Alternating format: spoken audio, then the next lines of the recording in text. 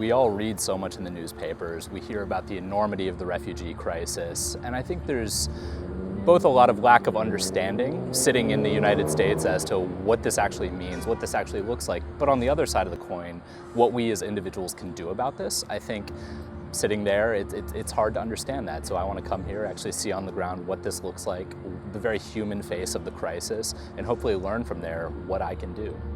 What I really want to better understand is what this actually means for the countries that are facing so much on the front lines of the refugee crisis. So many people hear about crises in the Middle East and in this region, instability, but it doesn't really affect us personally.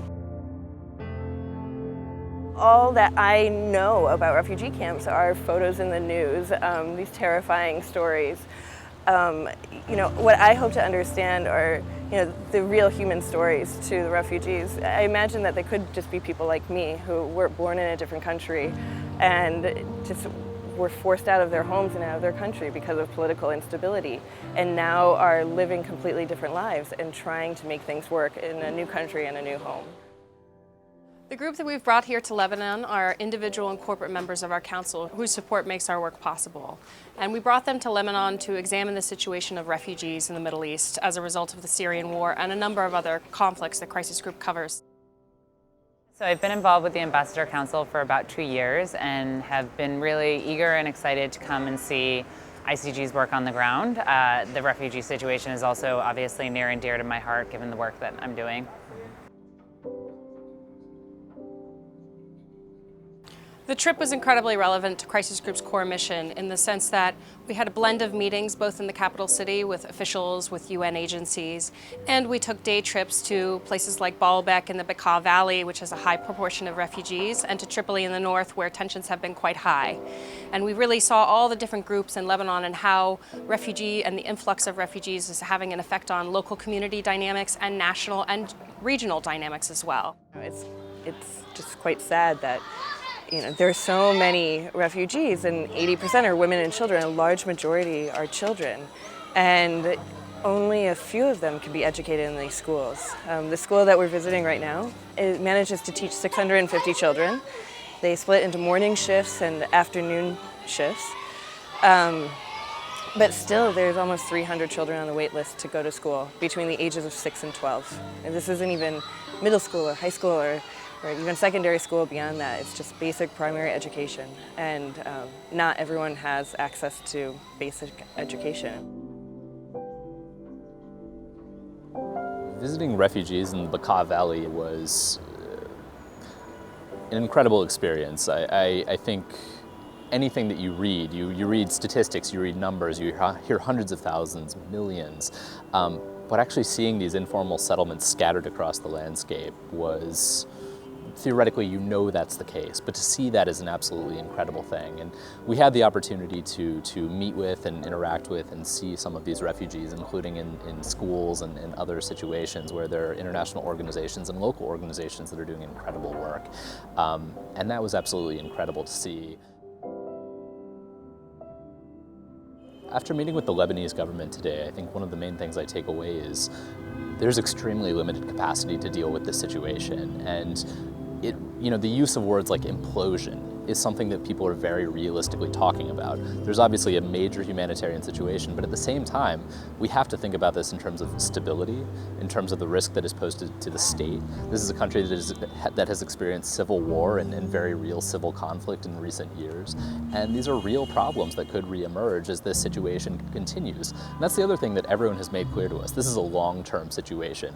Even if the Syrian war ended tomorrow, for the foreseeable future, this situation will go on in some form, and that is going to continue to pose risks to the Lebanese state, society, and the region as a whole. And we are here in Lebanon right at a time when we've seen how local events can impact regional events, can impact international events. Right before we got here, we've seen major development in Saudi Arabia with a shakeup of the government and the political structure.